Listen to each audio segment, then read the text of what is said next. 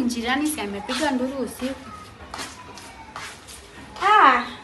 Hizi viatu zilikuwa zinampigisa nduru.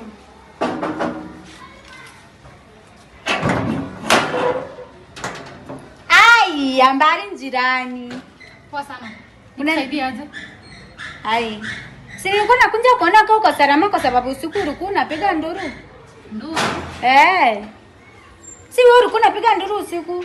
Ande nasikia ni kama mnapiganisha ukuta. Unajua mimi ni jirani yako hapa. So vitu zikiendelea huko kwa nyumba nitasikia vitu kwa nyumba yangu jirani. Mbona unashauti hivyo? Si nimekuja tu kuona kama uko salama jirani. Mimi nilikuwa nataka tu kunjulia jirani yangu Ari. Niko sawa. Uko na kitu kingine kusema? Na mbona unatetemeka miguu kama uko sawa jirani? Naweza kupeleka hospitali. Kusema ukweli. Mnapenda kujua mambo ya watu. Ni nini inakusumbua? Si uende kwako.